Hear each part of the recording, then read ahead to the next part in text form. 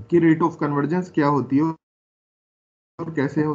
ठीक है, पढ़ते हैं इसकी definition. An iterative method is said to be order p और has the rate of convergence p if p is the largest positive real number for which there exists a finite constant c does not equal to 0 such that कि epsilon k plus 1 mod less than equal to c into mod of epsilon k raised to the power p where epsilon k is equal to xk minus xi is the error in the kth iteration or where c is the constant and is called the asymptotic error constant and usually depend on the derivative of fx at x is equal to j। तो I think कुछ भी समझ में नहीं आया होगा। ठीक है, सब माइंड से निकल गया होगा ऊपर से। तो देखते हैं, अब एक एक टर्म को पढ़ना शुरू करते हैं। एन इटरेटिव मेथड, जो भी मेथड्स थे ये सभी इटरेटिव मेथड्स हैं हमारे, चाहे बाइसेक्शन हो या सीकेंट हो, जो भी मेथड्स हमने पढ़े हैं यहाँ पे वो सब इटरेटिव मेथड है। An iterative method is said to be order p or has the rate of convergence p। किसी iterative method की rate of convergence p होगी, कब होगी कि if p is the largest positive real number। इसको पकड़ो पहले, p is the largest positive real number, कि p क्या है, कोई एक रियल नंबर है जो पॉजिटिव है और लार्जेस्ट है। कब लार्जेस्ट हो कि for which there exist a finite constant c, कि एक कांस्टेंट सी एग्जिस्ट करे जो क्या है, नॉट इक्वल टू 0, और क्या रिलेशन हो उसमें कि epsilon k plus 1 less than equal to c into epsilon k raise to the power p. तो ये जो यहाँ पे p लिखा हुआ है, ये p ही हमारी क्या होगी, रेट ऑफ कन्वर्जेंस होगी। अब बात आती है ये एप्सिलॉन के क्या है, तो एप्सिलॉन के की जो वैल्यू है वो x के माइनस जाई है। x के तुम जानते हो kth इटरेशन में रूट है जिसको हम x के बोल रहे हैं। ठीक है, और जाई इज द एग्जैक्ट रूट है। तो अप्रोक्सीमेट रूट में से अगर हम एग्जैक्ट रूट सब्ट्रैक्ट कर दें तो जो डिफरेंस आ रहा है वही हमारा क्या बोल रहे हैं, उसको हम kth इटरेशन में एरर बोल रहे हैं। इसको एप्सिलॉन के से डिनोट कर रहे हैं। सिमिलरली एप्सिलॉन के प्लस 1 भी सेम ऐसे ही होगा हमारे पास कि epsilon k plus 1 is equal to x k plus 1 minus xi, यानी कि k प्लस 1th इटरेशन में जो अप्रोक्सीमेट रूट होगा उसमें से अगर हम किसको सब्ट्रैक्ट कर दें, एग्जैक्ट रूट को, तो जो भी वैल्यूज आएंगी वो हमारी क्या होगी, एरर होगी इन k प्लस 1th इटरेशन में।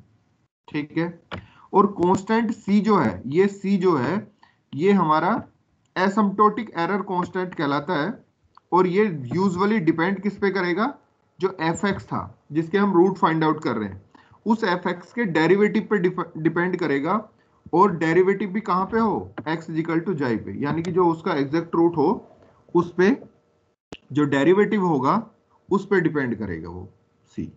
ठीक है, तो ये मोटे मोटे अक्षरों में अगर हम याद रखें कि epsilon k plus 1 less than equal to c into epsilon k raise to the power p, तो p is called the rate of convergence. ठीक है, रेट ऑफ कन्वर्जेंस का मतलब क्या है कि कोई मेथड्स हमारा कितना फास्ट है, जितना p बड़ा होगा उतना ही मेथड्स हमारा क्या होगा, फास्ट होगा। ठीक है, तो अब यही निकालने के लिए आ जाता है कि चाहे सीकेंट मेथड हो, रेगुलर फेल्सी मेथड हो या न्यूटन रैप्सन मेथड हो, कि इनकी रेट ऑफ कन्वर्जेंस बताओ, 1 है 2 है या 1 और 2 के बीच में है या 1 से कम है, कितनी है। ठीक है, वो हमें फाइंड आउट करनी है।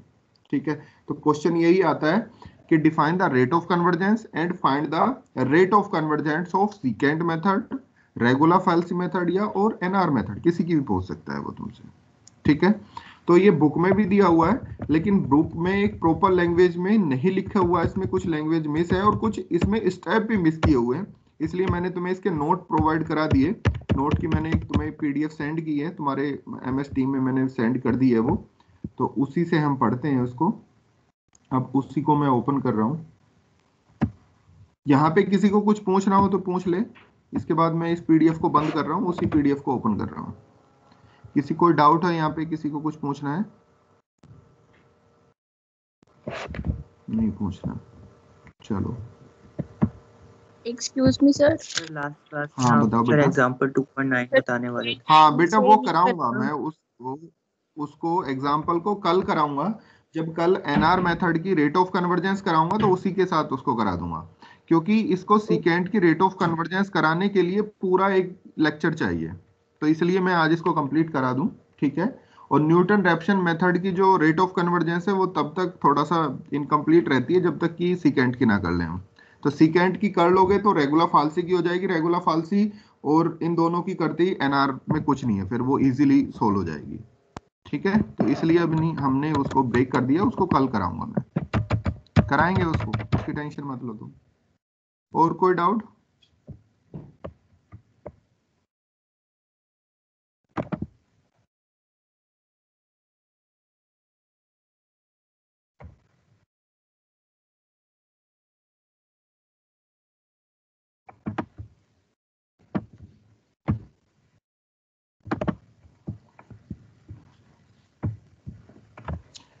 ये पीडीएफ तो है बेटा, जो हैंड रिटन नोट्स हैं,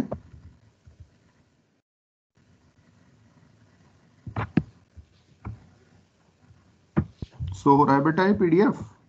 yes sir. Okay, yes sir. ठीक है। तो देखो रेट ऑफ कन्वर्जेंस की तो वही डेफिनेशन है जो अभी हम पढ़ के आए, वही लिखी है मैंने यहाँ तक। इसके बाद चलते हैं हम कि rate of convergence of secant method, यहाँ पे आते हैं हम कि rate of convergence of secant method. तो इसमें देखो कि we assume that xi is the simple root of fx is equal to 0. We assume that xi is a simple root of fx is equal to 0. मैंने simple root के बारे में जब numerical method से स्टार्ट किया था उस दिन इसके बारे में काफी डिस्कस किया था कि सिंपल रूट क्या होता है। तो कोई मुझे बताएगा कि सिंपल रूट क्या होता है?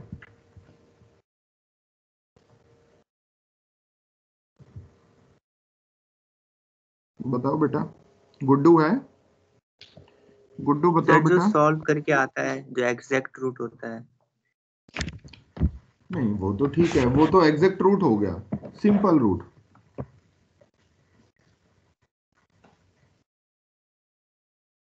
सोल्व करने के बाद जो आ रहा है वो तो, हाँ बोलो बेटा। जैसे x is equal to x is equal to 8, हाँ ठीक है। जैसे मतलब वो रूट हो गया, सिंपल रूट। एग्जाम्पल, नहीं अब कोई इक्वेशन है, क्वाड्रेटिक इक्वेशन है, सपोज करो x square plus 2x plus 1 है, तो इसको लिख सकते हैं x प्लस 1 का whole square is equal to 0। इसके जो रूट आए वो x इज इक्वल टू -1 आ गए, तो क्या ये सिंपल रूट है?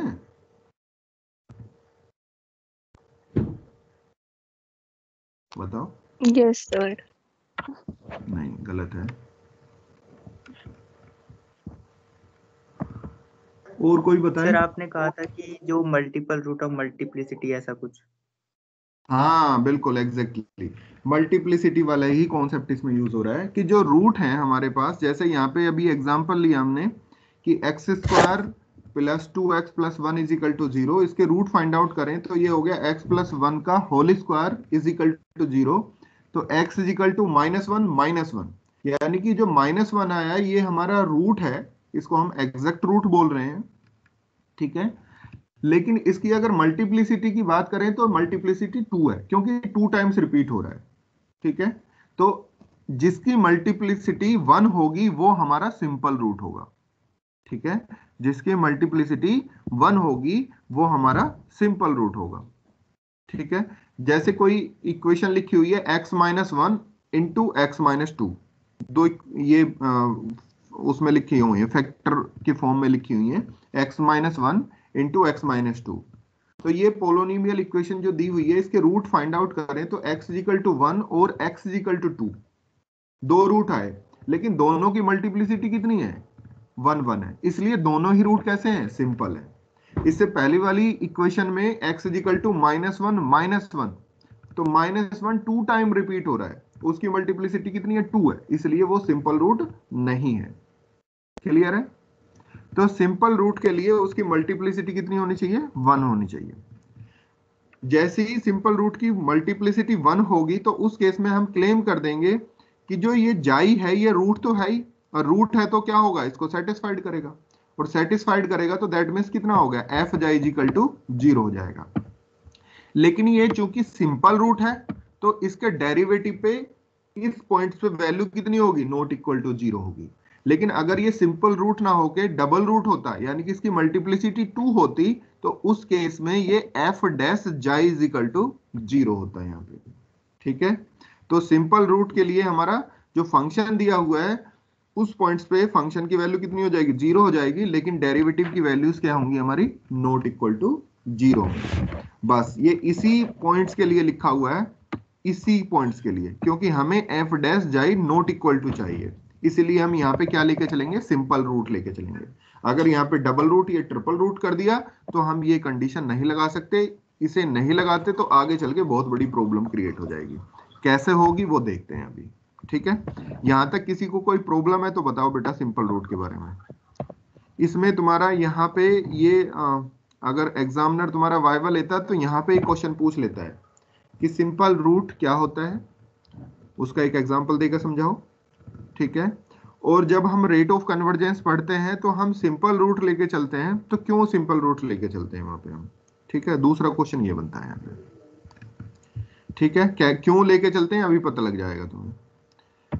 अब हम चूंकि सीकेंट मेथड की रेट ऑफ कन्वर्जेंस पढ़ रहे हैं तो हमने वही फॉर्मूला यूज किया कि we know that secant method क्या होता है, x k plus 1 is equal to x k minus x k minus x k minus 1 upon f k minus 1 into f k. ये हमारा फॉर्मूला है सीकेंट मेथड का। और हम जानते हैं ये कैसा मेथड है, इटरेटिव मेथड है, तो इटरेशन होंगे। तो k इज इक्वल टू 0 से हम स्टार्ट करते हैं, 0 1 2 3, और ये वैल्यूज रखते चाहते हैं, उस तरीके से हमारे यहाँ पे इटरेशन मिलते चले जाएंगे। ठीक है, अब हम यहाँ पे क्या कर रहे हैं,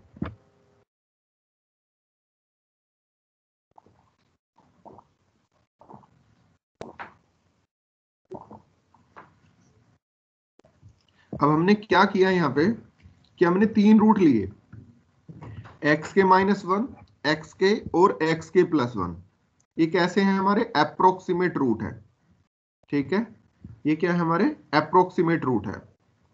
अभी हम ऊपर पढ़ के आए यहाँ पे रेट ऑफ कन्वर्जेंस की जब डेफिनेशन पढ़ रहे थे कि एप्सिलॉन के क्या है हमारे पास, एक्स के माइनस जाई। तो अगर मैं एक्स के की वैल्यू यहां से फाइंड आउट करूं तो कितनी हो जाएगी, एप्सिलॉन के प्लस जाई हो जाएगी, एप्सिलॉन के प्लस जाई। तो वही वैल्यू हमने यहाँ पे लिखी हुई है इसी फॉर्म में कि एप्सिलॉन के जो है वो कितना है, एक्स के माइनस जाई है। तो एक्स के की वैल्यू अगर हम फाइंड आउट करें तो कितनी हो जाएगी, एप्सिलॉन के प्लस जाई हो जाएगी। ठीक है, सिमिलरली एक्स के प्लस 1 की वैल्यू भी निकाल सकते हैं और एक्स के माइनस 1 की वैल्यू भी निकाल सकते हैं। के की जगह के माइनस 1 रख दो और के की जगह के प्लस 1 रख दो, तो दोनों की वैल्यूज आ जाएंगी। ठीक है, ये निकाल लिया हमने। क्यों, क्योंकि ये अप्रोक्सीमेट रूट है। तो ये अप्रोक्सीमेट रूट है तो इनको हमने किसकी फॉर्म में लिख लिया, एरर फॉर्म्स में लिख लिया। तो एरर फॉर्म में जानते हैं एप्सिलॉन के is equal to x k minus जाई होता है, तो उसी तरीके से एक्स के माइनस 1 और एक्स के प्लस 1 की भी वैल्यू हमने फाइंड आउट कर ली। ठीक है, यहां तक किसी को कोई प्रॉब्लम नहीं होगी। अब इन 3 वैल्यू को, जो भी 3 वैल्यू आई है हमारे पास, इन तीनों वैल्यू को हम कहां उठा के रखेंगे, यहां पे उठा के रखेंगे इस फॉर्मूले में, और बस इसको कैलकुलेट करेंगे, फिर उसको सिंप्लीफाई करेंगे, और कुछ काम नहीं करना हमें।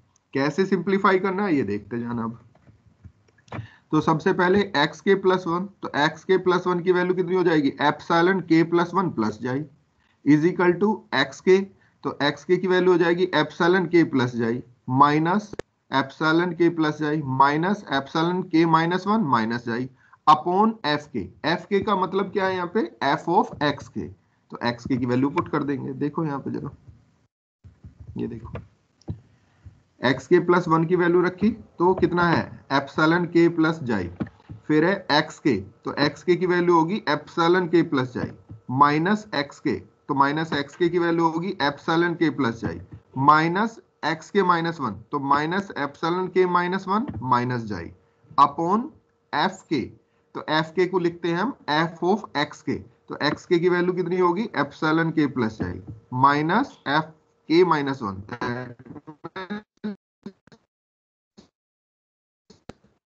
F of x k minus 1 जाई इनटू एफ के की वैल्यू होगी F of epsilon k plus जाई। मतलब कुल मिला के क्या किया हमने, x k minus one, x k plus one, इन सब की वैल्यू को उठा के हमने कहाँ रख दिया, सीकेंट मेथड में रख दिया।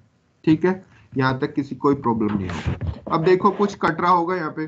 अब यहाँ पे लेफ्ट साइड में जाइए प्लस में और राइट साइड में जाइए प्लस में, तो दोनों कैंसिल हो गए। यहाँ ऊपर में देखें तो प्लस जाई है, लेकिन यहाँ पे माइनस जाई है, तो ये दोनों आपस में कैंसिल हो गए। कैंसिल करने के बाद जो बचा उसको लिख लिया।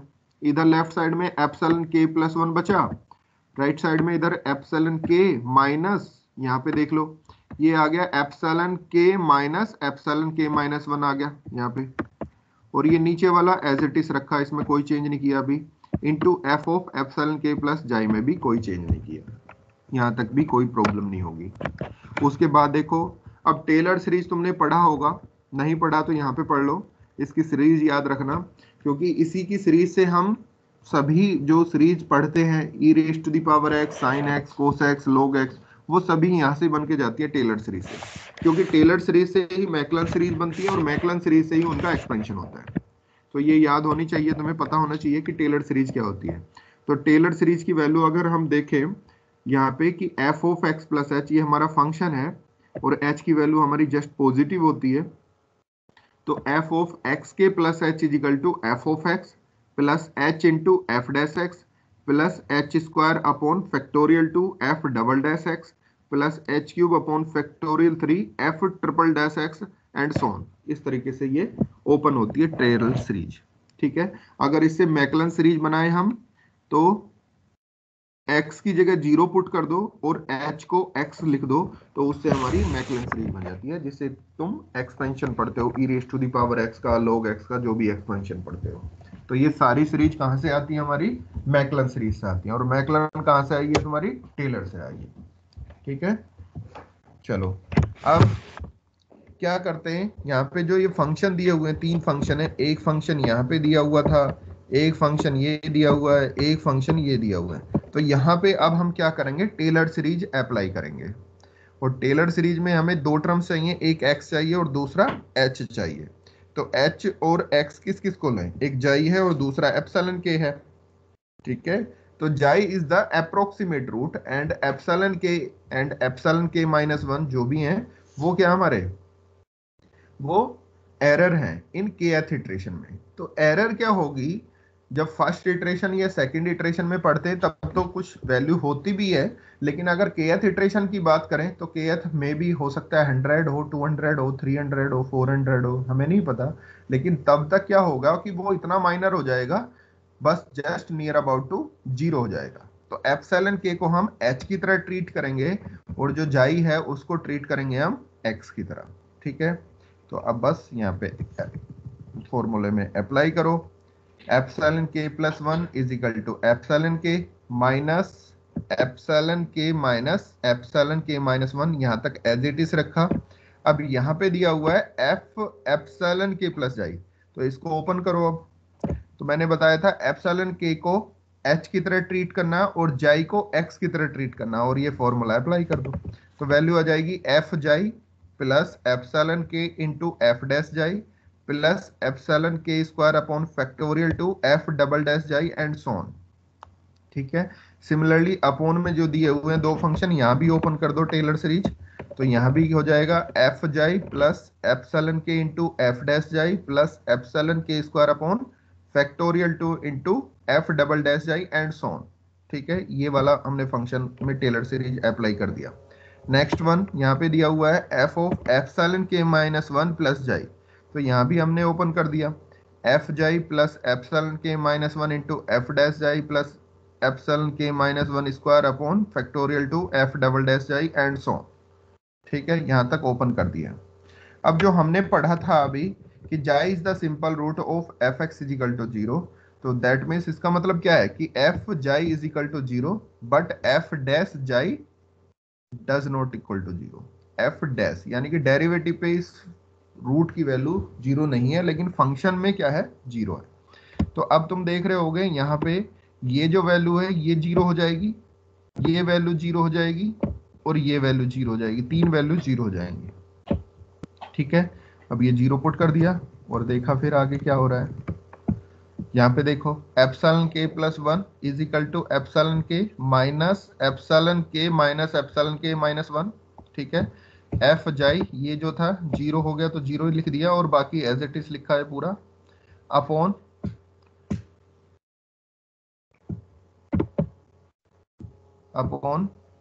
यहाँ देखो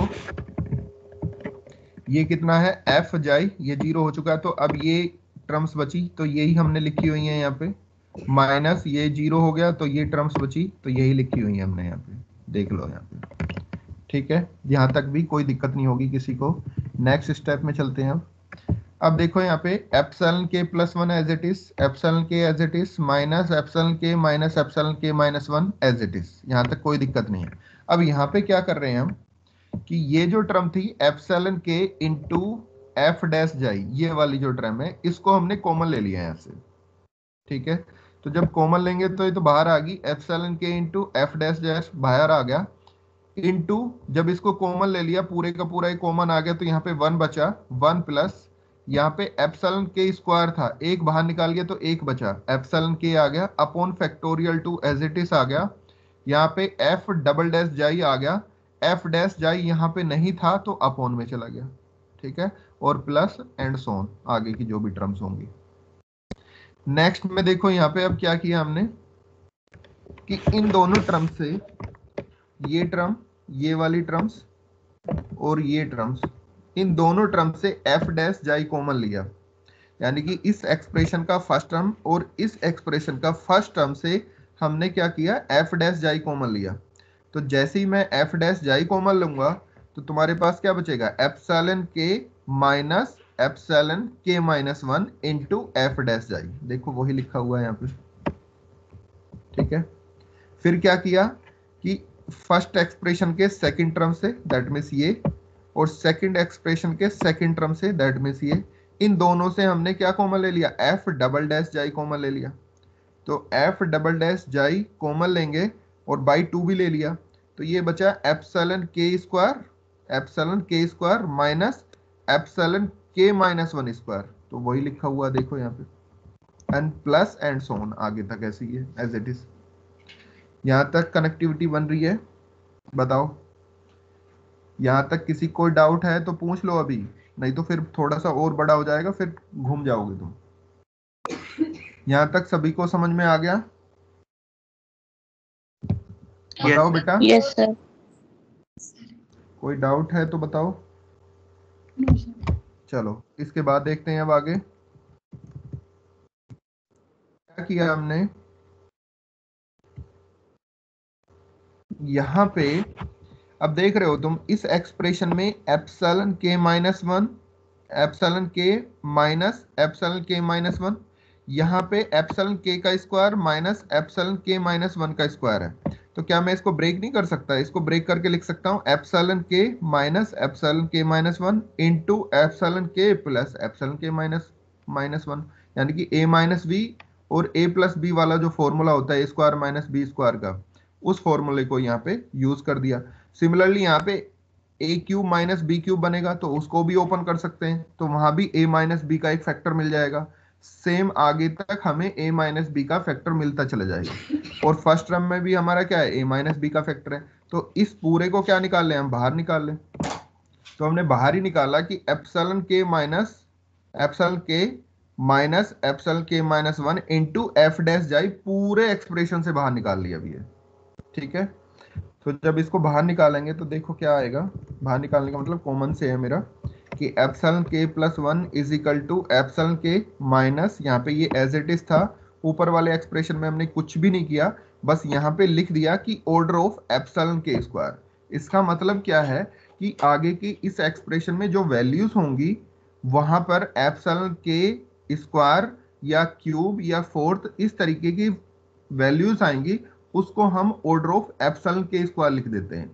ठीक है, यानी कि एप्सिलॉन के स्क्वायर से बड़ी हमारी वैल्यूज होंगी यहाँ पे। ठीक है, तो पूरा order of epsilon k square लिखने का मतलब यही है कि जो आगे की वैल्यूज हैं वो एप्सिलॉन के स्क्वायर, एप्सिलॉन के क्यूब, एप्सिलॉन के 4 इस तरीके से हमारी वैल्यूज आएंगी। यहाँ पे क्या आएंगी वो अलग बात है, लेकिन वो क्या होंगी, एप्सिलॉन के हमारा बहुत माइनर है, उसका स्क्वायर कर दे तो और भी माइनर हो जाएगा, ठीक है, और उससे क्यूब फोर्थ करेंगे तो और भी ज्यादा माइनर हो जाएंगे, तो उनको क्या करेंगे हम नेग्लिजिबल कर लेंगे, नेग्लेक्ट कर देंगे। ठीक है, अब यहाँ पे हमने जब इसको बाहर निकाला यानी कि कॉमन लिया epsilon k minus epsilon k minus 1 into f dash जाई को, तो यहाँ तो फर्स्ट टर्म में क्या बच गया, 1 बच गया। यहाँ पे क्या होगा, a माइनस बी और a प्लस बी, तो a माइनस बी तो बाहर आ गया, सिर्फ अंदर a प्लस बी बचा, upon factorial 2 into f double dash xi upon f dash जाई, और plus order of epsilon k square, क्योंकि आगे की जो टर्म्स मिलेंगी वो स्क्वायर क्यूबिक फोर्थ में मिलने वाली हैं। ठीक है, तो अब देखो यहाँ पे क्या कर रहे हैं हम, एप्सिलॉन के माइनस 1 से तो ये कैंसिल हो गए दोनों फैक्टर ऊपर नीचे के। ठीक है, और एफ डैश जाई से ये एफ डैश जाई भी कैंसिल हो गया। ठीक है, अब यहाँ पे ये जो हमारी हायर टर्म है, हायर पावर्स है किसकी, एप्सिलॉन के की, इनको क्या करेंगे हम ऑर्डर ऑफ एप्सिलॉन के में फॉर्म में लिख लिया, और इनको क्या कर रहे हैं हम नेग्लेक्ट भी कर रहे हैं, ये लिखा neglect the higher power of epsilon k, that is order of epsilon k square. तो इनको हम छोड़ सकते हैं, नेग्लेक्ट कर दिया हमने।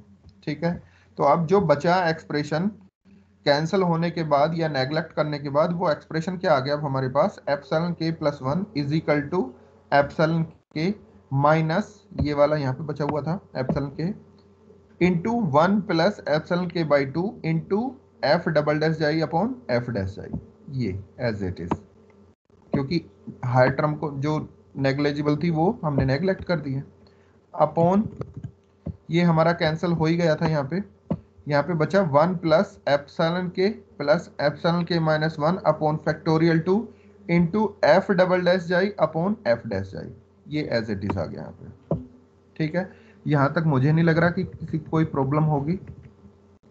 इसके बाद अब तुमने क्या पढ़ा था, बायनोमियल एक्सपेंशन पढ़ा था, उसी का हम यूज करने जा रहे हैं यहाँ पे। तो देखो कैसे कर रहे हैं यूज, ये एज इट इज, ये एज इट इज, और ये पूरा एज इट इज, और ये नीचे की जो टर्म थी इसको हम ऊपर लेके जा रहे हैं, लेकिन जब ऊपर जाएगी तो -1 हो जाएगी इसकी पावर, तो वही किया हमने कि 1 plus epsilon k minus 1 upon 2 into f double dash xi upon f dash जाई रेज टू द पावर -1, देख रहे हो यहाँ पे पावर -1 आ गई।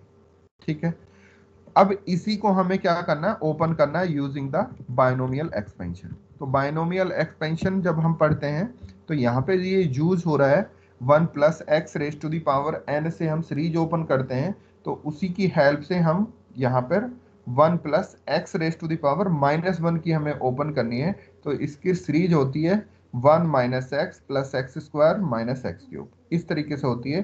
तो इसको डायरेक्टली याद कर लेना, ये कहीं भी तुम्हें कई बार मिल जाती है कि कहीं पे ओपन करनी पड़ जाए, तो ये याद होनी चाहिए 1 minus x plus x square minus x cube. अगर याद भी नहीं है तो 1 plus x raise to the power n से तुम ओपन कर सकते हो, 1 plus n x plus n into n minus 1 upon factorial 2 into x square, उससे भी ओपन कर सकते हो। n की जगह वहां पे क्या रख दो, -1 रख दो, तो उससे ओपन हो जाएगी। ठीक है, तो इसी की हेल्प से हमने ये जो यहाँ पे एक्सप्रेशन था इसको हमने ओपन कर लिया। ठीक है, तो ये फर्स्ट एक्सप्रेशन तो हमारे एज इट इज रहे, और जो ये हमारा सेकंड एक्सप्रेशन था जो मल्टीप्लाई में था, इसको हमने ओपन किया। ओपन करेंगे तो 1 माइनस, दूसरा पॉइंट है 1 माइनस एक्स, एक्स क्या है अब हमारे पास, ये पूरा एक्स है ये वाला। ठीक है, तो 1 minus x plus x square, तो देख रहे हो पूरे का एक्स स्क्वायर हो गया, एंड सो ऑन आगे तक आएंगे। ठीक है, यहाँ तक भी मुझे नहीं लग रहा कोई प्रॉब्लम होगी किसी को। अब इसके बाद देखो नेक्स्ट कि epsilon k as it is, ये एप्सिलॉन के भी एज इट इज। अब क्या करेंगे हम, ये दो पार्ट है, एक पार्ट ये है और एक पार्ट ये है, दो एक्सप्रेशन है, इन दोनों एक्सप्रेशन की क्या करेंगे, मल्टीप्लाई करेंगे। ठीक है, अब देखते हैं मल्टीप्लाई कैसे करते हैं। तो इस 1 की मल्टीप्लाई, ये जो यहाँ पे 1 दिया हुआ है, इस 1 की मल्टीप्लाई पहले 1 में होगी। ठीक है, इस 1 के साथ होगी। ठीक है, तो 1 ही आ गया। फिर इस 1 की मल्टीप्लाई इस टर्म के साथ होगी, तो ये पूरी की पूरी टर्म एज इट इज आ गई। ठीक है, तो 1 का काम यहाँ पे खत्म हो गया। फिर नेक्स्ट टर्म है हमारे पास ये टर्म्स है, इसकी मल्टीप्लाई कहाँ होगी, इस 1 के साथ होगी, तो ये टर्म एज इट इज यहाँ पे आ गई। फिर इस टर्म्स की मल्टीप्लाई इस टर्म्स के साथ होगी। तो देखो ये अपॉन में 2 है, यहाँ भी 2 है, तो एक तो 4 आ जाएगा, देखो 4 आ रहा है। यहाँ पे ये माइनस है,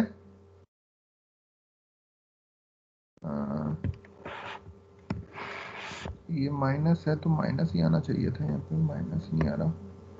चलो कोई बात नहीं, इसको माइनस बना लेना यहाँ पे +4 की जगह ये माइनस कर लेना। यहाँ पे माइनस ये आ गया epsilon k into epsilon k +1, क्योंकि एप्सिलॉन के तो यहाँ से आ रहा है और ये फैक्टर यहाँ से आ रहा है। और यहाँ पे देखो F double dash upon f dash, और यहाँ भी F double dash upon f dash, तो दोनों को क्या हो जाएगा, होल स्क्वायर हो गया। तो ये होल स्क्वायर कर दिया। एंड सोन आगे भी टर्म्स आएंगी, जो भी कुछ आएंगे वो देखते हैं, अभी उनकी जरूरत नहीं पड़ेगी हमें। क्यों नहीं पड़ेगी? क्योंकि वो स्क्वायरिंग में जाएंगी और स्क्वायर के चलते हुए फिर वो नेग्लिजिबल करनी है हमें, ठीक है। तो अब देखो यहाँ पे epsilon k as it is रखा, ये epsilon k as it is, ये 1 एज इट इज, यहाँ तक कोई प्रॉब्लम नहीं है। अब यहाँ देखो ये था epsilon k by 2 F double dash upon f dash, तो यहाँ पे ये है minus epsilon k by 2 F double dash और एफ डैश, ये दोनों क्या हो जाएंगे, कैंसिल हो जाएंगे, क्योंकि एक प्लस में है और दूसरा किस में, माइनस में है, तो ये कैंसिल हो गए। तो बचा कितना यहाँ पे, माइनस में 1/2 एप्सिलॉन के -1 और F double dash upon f dash, वो हमने यहाँ पे लिख लिया, ठीक है।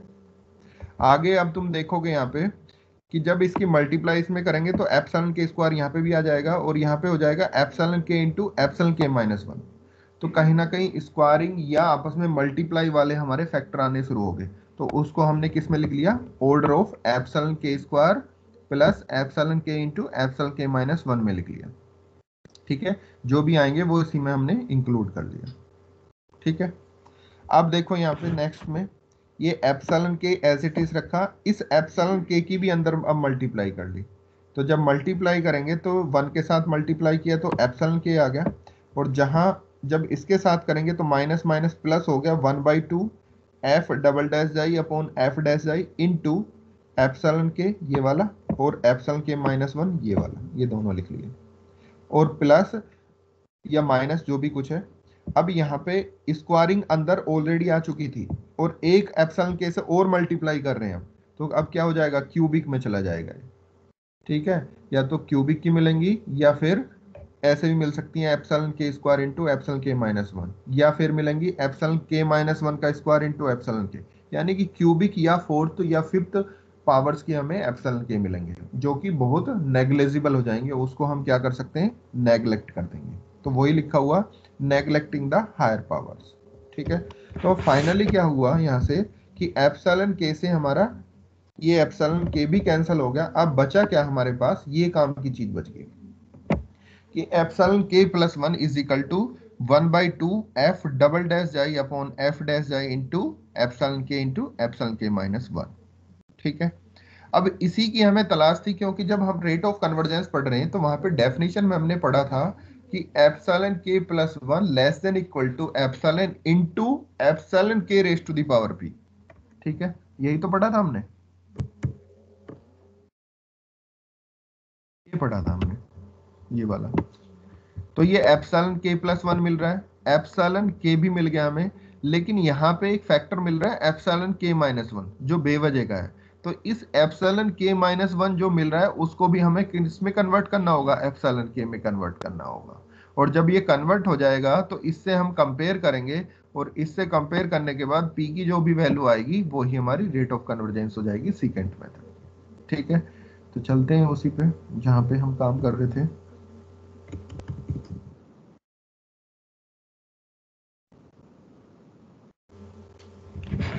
तो अब हमारे पास क्या हुआ, epsilon k +1 is equal to 1/2 f double dash xi upon f dash xi into epsilon k into epsilon k -1, ये हमने नेग्लेक्ट कर दिया था, तो ये बचा अब हमारे पास।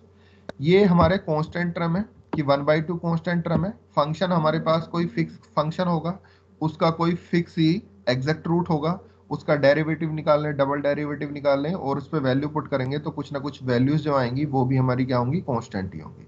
तो इस पूरे पार्ट को हम क्या बोल रहे हैं, सी बोल रहे हैं कि c is equal to 1/2 f double dash xi upon f dash xi. ठीक है, तो जो कॉन्सेप्ट था हमारा सिंपल रूट वाला, तो सिंपल रूट से क्या था, एफ जाई तो जीरो था लेकिन एफ डैश जाई कैसा था हमारा, नॉन जीरो था। तो अब जब ये नॉन जीरो तभी तो हम सी की वैल्यू फाइंड आउट कर सकते हैं। अगर ये मल्टीपल रूट होता तो उस केस में क्या हो जाता, एफ डबल डैश जाई जीरो हो जाता, सॉरी एफ डैश जाई जीरो हो जाता, और उस केस में सी कैसा बन जाता हमारा, इनफाइनाइट बन जाता। तो इसलिए हमने स्टार्टिंग में जो जाई लिया था वो इसीलिए हमने सिंपल रूट लिया है वहां पे, कि जिससे कि हम सी की वैल्यू इजीली फाइंड आउट कर सकें। अदरवाइज सी कैसा हो जाता हमारा, इनफाइनाइट हो जाता है। ठीक है, क्लियर है, अब समझ में आ गया कि वहां पे सिंपल रूट क्यों लिया था हमने। तो अब फाइनली हमारे पास आ गया epsilon k plus one is equal to c into epsilon k into epsilon k minus one. तो अब ये कुछ ना कुछ हद तक हमारा रेट ऑफ कन्वर्जेंस की तरफ हम बढ़ चुके हैं, लेकिन बात यही आती है कि हम इसको अभी क्लेम कर देते हैं, लेकिन ये जो फैक्टर आ रहा है यहाँ पे, ये फैक्टर जब तक रहेगा तब तक हम रेट ऑफ कन्वर्जेंस से इसकी कंपेयर नहीं कर पाएंगे, क्योंकि कंपेयर तो तभी कर पाएंगे कि epsilon k plus one is equal to c into epsilon k raise to the power p हो। तो ये फैक्टर जब तक रहेगा तब तक ये प्रॉब्लम करेगा। तो इस फैक्टर की ही वैल्यू अब किस में निकालनी है, एप्सिलॉन के में निकालनी है। ठीक है, तो यहाँ तक कोई डाउट है तो पूछ लो बेटा। इसके बाद थोड़ा सा पार्ट 4 बच रहा है इसका, मुश्किल से 10 या 15% पार्ट 4 बच रहा है, तो वो मैं अभी करा देता हूँ तुम्हें। यहाँ तक कोई डाउट है तो बताओ। सर ये डेरिवेशन आती है क्या? हाँ बेटा, एक आ सकती है इसमें, या है चाहे तो सिकेंड पे आ जाए या रेगुलर फालसी पे आ जाए चाहे एनआर पे आ जाए, एक जरूर आता है इसमें। ठीक है, ये तुम्हें अभी देखने से थोड़ा सा बड़ा लग रहा है, जब एक बार इसको खुद से लेके बैठोगे तो ये क्लियर हो जाएंगी सब चीजें, और उसके बाद एक बार खुद से इसको लिख के देख लेना, बस इसको ही लिख के देख लेना सीकेंड को, इसके बाद तुम्हें रेगुलर फालसी में कोई प्रॉब्लम नहीं आएगी और ना ही एनआर में आएगी। यहां तक क्लियर है बेटा? बताओ, कोई डाउट है तो यहां तक मैं फिर बताऊं। चलो बाद आगे बढ़ते हैं हम। अब by the definition of rate of convergence चलते हैं। उसकी डेफिनेशन थी कि epsilon k plus one is equal to a इसलिए यूज कर रहे हैं क्योंकि सी हमने यहाँ पे यूज कर लिया, a epsilon k raise to the power p. ठीक है, अब इस p की वैल्यू हमें फाइंड आउट करनी है, a और p की वैल्यू फाइंड आउट करनी है, where a and p are to be determined. Similarly जैसे epsilon k plus one is equal to a into epsilon k raise to the power p है, अगर मैं एप्सिलॉन k की form में लिखूं तो लिख सकता हूं k की जगह बस k प्लस वन की जगह क्या कर रहे हैं हम, k लिख रहे हैं, तो k की जगह k माइनस वन हो जाएगा। तो epsilon k is equal to a into epsilon k minus one raise to the power p आ गया। तो अब हमने क्या किया यहां से कि एप्सिलॉन के की वैल्यू फाइंड आउट कर ली इन टर्म्स ऑफ एप्सिलॉन, और इसकी वैल्यू को उठा के हम यहां रख देंगे यहां पर, तो हमारा काम हो जाएगा। देखो, तो ये आ गया epsilon k minus one raise to the power p is equal to, ये ए अपॉन में इधर चला गया तो एप्सिलॉन के अपॉन ए आ गया। अब यहाँ पे पी है पावर में, तो पावर को हटाने के लिए 1/p करना होगा, तो 1/p कर लिया तो epsilon k minus one free हो गया और इधर पावर्स आ गई 1/p। ठीक है, अब ये a अपॉन में इसको ऊपर ले गए तो माइनस 1/p हो जाएंगे इसकी power, epsilon k raise to the power 1/p रहेगा। ठीक है, ये इक्वेशन नंबर 4 आ गई। अब ये दोनों इक्वेशन को हम क्या कर रहे हैं, अब मर्ज कर रहे हैं, equation number by equation 2 using 3 and 4। Equation number 3 हमारे पास ये है, इक्वेशन नंबर 4 ये है, इन दोनों को यूज कर रहे हैं हम कहाँ पे, यहाँ पे यूज कर रहे हैं इस इक्वेशन में, इक्वेशन नंबर 2 में। ठीक है, तो एप्सिलॉन के प्लस वन की वैल्यू कितनी है, a into epsilon k raise to the power p, तो ये वैल्यू यहाँ पे पुट कर दी, ये आ गई हमारे पास। c into epsilon k as it is रखा, उसके बाद है एप्सिलॉन के माइनस वन, इसकी वैल्यू उठा के यहाँ से हमने यहाँ पे रख दी, ये आ गया। ठीक है, अब इसको हमने क्या कर लिया, एप्सिलॉन के फैक्टर एक तरफ लिख लिए, सॉरी इसको हमने ए को हम राइट साइड ले गए, epsilon k raise to the power p as it is यहाँ ही रहा। ए जब हमारा राइट साइड जाएगा तो अपॉन में जाएगा, यहाँ पे अपॉन में आएगा, और जब अपोन में आएगा तो ऊपर जाएगा तो पावर एक और कम हो जाएगी। तो देख रहे हो यहाँ पे -1 आ गई, -1 प्लस ये माइनस बाहर है तो -1/p ही काम कर रहा है। तो c into a raise to the power -1 -1/p into epsilon k यहाँ पे ऑलरेडी दिया हुआ है और 1/p यहाँ पे दिया हुआ, तो 1 + 1/p आ गया। तो अब ये दोनों पावर की हमने क्या कर ली, दोनों तरफ से कंपेयर कर ली एप्सिलॉन के पावर्स की। तो ये इधर कितना है p है और इधर कितना है 1 + 1/p है। तो दोनों तरफ हमने क्या कर लिया, कंपेयर कर ली। और कंपेयर करने पे क्या होगा, यहाँ पे इसमें एक इक्वेशन बन जाएगी कि p = 1 + 1/p। ठीक है, और ये क्वाड्रेटिक इक्वेशन है p² - p - 1 = 0। तो इसको हमने सोल्व किया क्वाड्रेटिक फॉर्मूले से। तो p = 1 ± √1 + 4/2। तो दैट मीन्स आ गया 1 ± √5/2। तो अगर नेगेटिव साइन लें तो p की वैल्यू आ रही है हमारे पास 1 - √5/2, तो p नेगेटिव आ रहा है। ठीक है, इस केस में p नेगेटिव हो जाएगा क्योंकि √5 की वैल्यू 2 से बड़ी होगी और जैसे ही 2 से बड़ी होगी तो p की वैल्यू नेगेटिव हो जाएगी। अगर पॉजिटिव साइन लें तो p की वैल्यू आ रही है 1 + √5/2। दैट मीन्स p की वैल्यू यहाँ से हम कैलकुलेट करें तो 1.618 आ रही है। तो जब हमने रेट ऑफ कन्वर्जेंस में p की वैल्यूज के बारे में पढ़ा है तो वहां पे लिखा था कि लार्जेस्ट रियल नंबर, ठीक है, लार्जेस्ट पॉजिटिव रियल नंबर। तो लार्जेस्ट पॉजिटिव रियल नंबर की बात करेंगे तो p यहाँ पे कैसा नेगेटिव है, तो बचा क्या हमारे पास p 1.618, यही पॉजिटिव है और यही क्या हो जाएगा, लार्जेस्ट हो जाएगा। तो ये जो p आया यही हमारी रेट ऑफ कन्वर्जेंस है किसकी, सीकेंट मेथड। ठीक है, rate of convergence of secant method.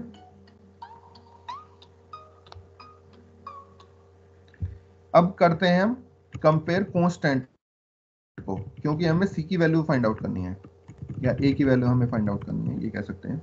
तो अब देखें यहाँ पे कांस्टेंट इधर 1 है और इधर कांस्टेंट क्या है, c into a raise to the power -1 + 1/p, ये इसकी इक्वल हो जाएगा। तो 1 = ये लिखा c into a raise to the power -1 + 1/p = 1 आ गया, या a = -1 + 1/p = 1/c हो गया। या a की वैल्यू निकालें अगर हम तो ये हो जाएगा c raise to the power 1 + 1/p, या इसको और ओपन करें तो c = p + 1/p। तो हमारे पास a की वैल्यू ये आ गई। तो ये जो a था ये किस पे डिपेंड कर रहा है, c पे डिपेंड कर रहा है, और c की वैल्यू हम यहाँ ऑलरेडी निकाल चुके हैं। ये जो वैल्यू आई थी हमारे पास ये आ चुकी है यहाँ पे, और p की वैल्यू अभी हम निकाल रहे हैं। p की वैल्यू अभी हमने निकाली है कि 1.618, ये वैल्यू सही है। यहाँ पे वैल्यूज पुट करेंगे तो a की वैल्यू हमें कैलकुलेट हो जाएगी और वही हमारी क्या होगी, एसिम्प्टोटिक एरर कांस्टेंट होगा। ठीक है, तो इस तरीके से तुम्हें ये वर्क करना है। मैंने पहले ही बताया था कैलकुलेशन थोड़ी ज्यादा है, लेकिन स्टेप बाय स्टेप अगर हम इसको समझ के चलेंगे तो फिर कोई कैलकुलेशन नहीं है। फिर टाइम जरूर लगेगा इसमें, लेकिन फिर क्लियर होता चला जाएगा, तुम्हें कहीं पे भी कोई प्रॉब्लम नहीं आने वाली। तो एक बार इसको देख लो, घर जाके पढ़ लो इसको अच्छे से। कल अगर फिर डाउट आता है तो एक बार फिर मैं इसको बता दूंगा, क्योंकि इसी के बेस पे बिल्कुल रेगुलर फाल्सी होने वाला है। और ध्यान रखना, कल की क्लास मिस मत करना। कल मैं रेगुलर फाल्सी कराऊंगा और वो तुम्हें ही करना है, वो इसी में चेंज करके करना है, बस एक माइनर सा चेंज करना है, उससे पूरा रेगुलर फाल्सी बन जाएगा तुम्हारा। ठीक है, अगर किसी को अभी कोई डाउट लग रहा है कि उसका कोई डाउट है तो अभी पूछ ले, अदरवाइज एक बार घर पे पढ़ लो, कल इसके बारे में पूछ लेना जो भी तुम्हारे डाउट्स हैं। ठीक है,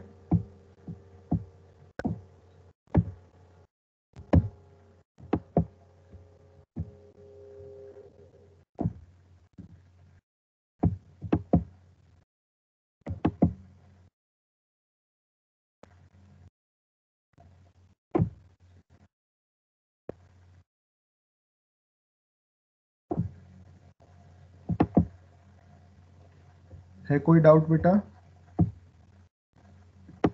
No,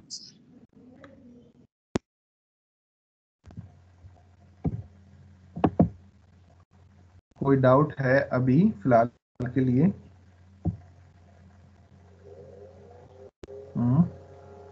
गुड्डू, अंजलि, रिया? कोई डाउट नहीं। ओके,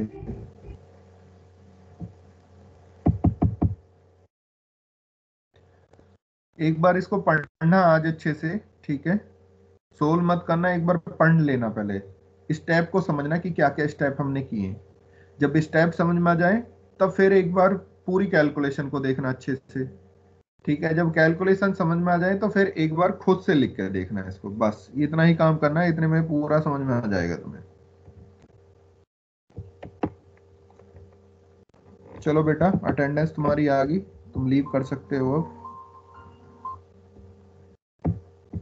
कल मैं या तो रेगुलर फालसी करा दूंगा या न्यूटन रैप्सन, जो भी उचित होगा, मैं दोनों में से कोई सा भी एक कंप्लीट करा दूंगा, ठीक है? चलो ठीक है बेटा, okay, bye bye, tata, take care. Okay sir, thank you sir. Thank you sir. Okay बेटा, गॉड ब्लेस यू।